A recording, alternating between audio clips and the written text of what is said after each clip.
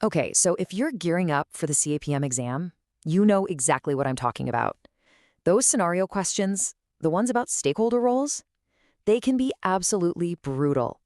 But today, we're going to crack the code. We're going to look at a framework that helps you just slice right through those questions and nail the right answer every single time. And this is so true, right? Just think about it. The exam throws a scenario at you about a budget issue. So who gets the final say? Is it the sponsor or the project manager? Or maybe a requirement is a little fuzzy. Whose job is it to clear that up? The business analyst? The end user? The CAPM loves to put you in these tricky spots, really testing if you can figure out who does what when the pressure is on. So how do you solve this puzzle?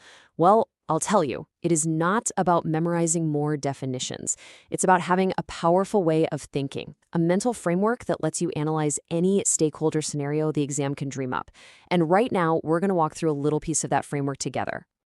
First, let's get right to the heart of the problem. We call it the stakeholder puzzle. And honestly, this is exactly where so many candidates stumble and lose points on exam day. Does any of this sound familiar? You've put in the work, you've read the PMBOK guide, but then this long, winding scenario question pops up, and your mind just goes blank. We've all been there. It's one thing to know the textbook definition of a sponsor, but it is a totally different skill to spot them in a complicated paragraph on the exam.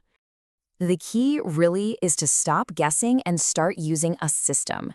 So let's look at a simple but super effective method you can use to cut right through that confusion and get to what the question is really asking.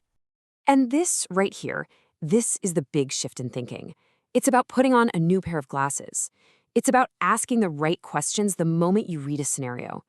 For any stakeholder they mention, you've got to immediately ask yourself two things. What is their function, and what is their level of influence? Let's see how that actually works. All right, check this out. This is a classic exam-style question. A few different roles might pop into your head, and you know what? They could all sound pretty plausible. Just take a second. What's your gut reaction to this one?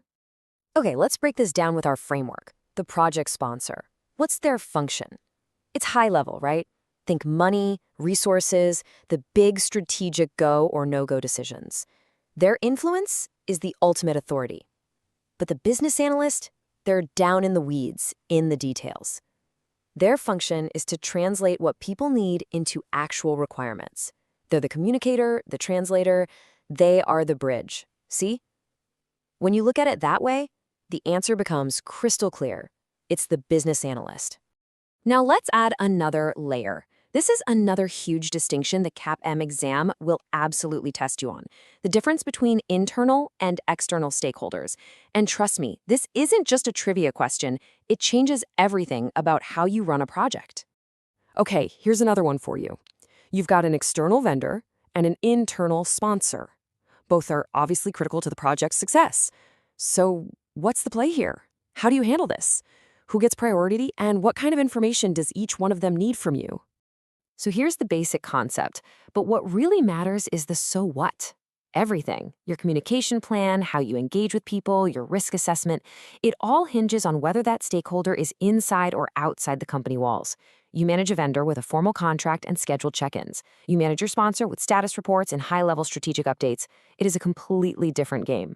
So let's bring this all home. By using these simple filters, separating roles by their function and influence, and flagging stakeholders as either internal or external, you can walk into any scenario question feeling totally confident. Because at the end of the day, it all comes back to this one core idea. The exam drills this so hard because in the real world, this is what it's all about. Projects live or die based on how well you figure out who the key players are and how you manage them.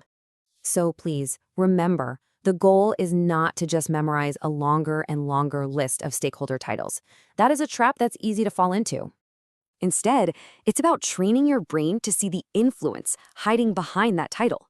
It's a skill that lets you read a complex situation and instantly map out how each person's unique role is going to shape the entire project.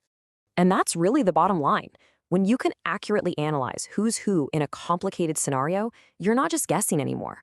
You are following a direct path straight to the right answer. What you've just seen is just a small taste of the kind of analytical framework we use to get you ready for the exam.